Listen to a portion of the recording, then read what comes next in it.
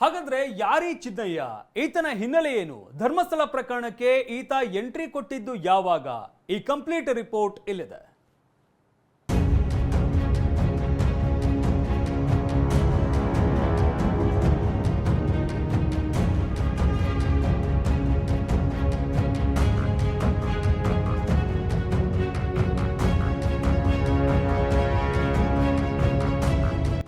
Mask man.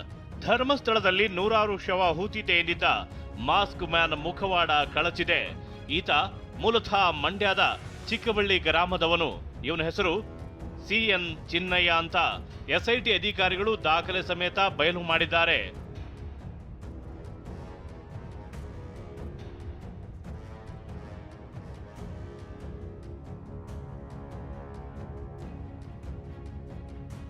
ಈ ಫೋಟೋದಲ್ಲಿ ಇದ್ದಾನಲ್ಲ, ಈತನೇ ಮಾಸ್ಕ್ ಮ್ಯಾನ್ ಆಗಿದ್ದ ಚಿನ್ನಯ್ಯ. ಈ ಮೊದಲು ಧರ್ಮಸ್ಥಳದಲ್ಲಿ ಕೆಲಸ ಮಾಡ್ತಿದ್ದ ಚಿನ್ನಯ್ಯ ಪೊಲೀಸರ ಮುಂದೆ ಪ್ರತ್ಯಕ್ಷನಾಗಿ ನಾನು ಧರ್ಮಸ್ಥಳ ವ್ಯಾಪ್ತಿಯಲ್ಲಿ ನೂರಾರು ಶವಗಳನ್ನ ಹೂತಿದ್ದೇನೆ ಎಂದಿದ್ದ. ಈತ ಪ್ರತ್ಯಕ್ಷವಾದ ಬಳಿಕ ಸರ್ಕಾರ SIT ರಚಿಸಿ ತನಿಖೆಗೆ ವಹಿಸಿತ್ತು.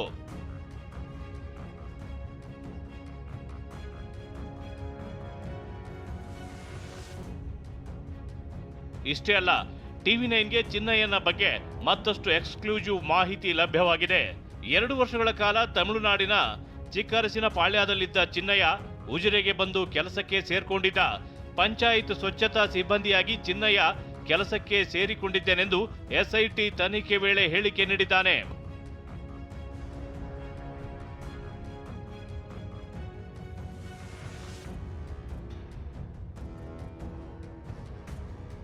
ಈತ ಮೊದಲು ಧರ್ಮಸ್ಥಳ ಶವಶೋಧಕ್ಕೆ ಎಂಟ್ರಿ ಕೊಟ್ಟಿದ್ದು ಜುಲೈ 3ರಂದು.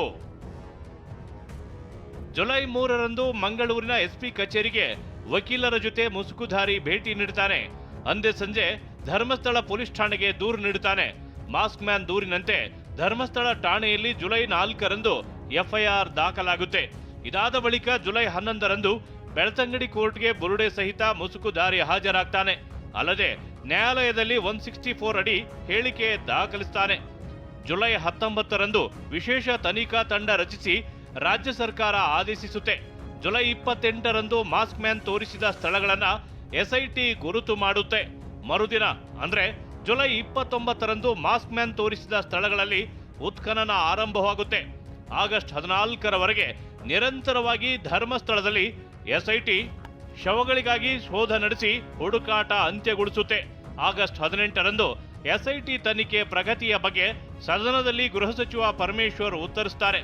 ಆ ಬಳಿಕ ನಿನ್ನೆ ಅಂದ್ರೆ ಆಗಸ್ಟ್ 22ರಂದು ಮಾಸ್ಕ್ ಮ್ಯಾನ್ ಚಿನ್ನಯ್ಯನನ್ನ SIT ಅಧಿಕಾರಿಗಳು ವಶಕ್ಕೆ ಪಡೆದು ವಿಚಾರಣೆ ನಡೆಸುತ್ತಾರೆ. ಸುದೀರ್ಘ 19 ಗಂಟೆಗಳ ವಿಚಾರಣೆ ಬಳಿಕ ಆಗಸ್ಟ್ 23ರಂದು ಮಾಸ್ಕ್ ಮ್ಯಾನ್ ಚಿನ್ನಯ್ಯನನ್ನ SIT ತಂಡ ಬಂಧಿಸಿದೆ.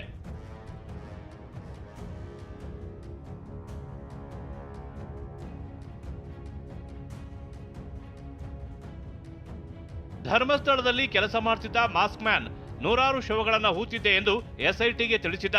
ಈ ಬಗ್ಗೆ ದೂರು ಕೂಡ ಕೊಟ್ಟಿದ್ದ. ಆದ್ರೆ ದೂರುದಾರನ ಅಸಲಿ ಮುಖವಾಡ ಇದೀಗ ಬಯಲಾಗಿದೆ. ತನಿಖೆ ನಂತರ ದೂರುದಾರ ಸುಳ್ಳು ಹೇಳಿದ್ಯಾಕೆ, ಇದರ ಹಿಂದೆ ಯಾರೆಲ್ಲ ಇದ್ದಾರೆ ಅನ್ನೋದು ರಿವೀಲ್ ಆಗಲಿದೆ. Bureau report TV9.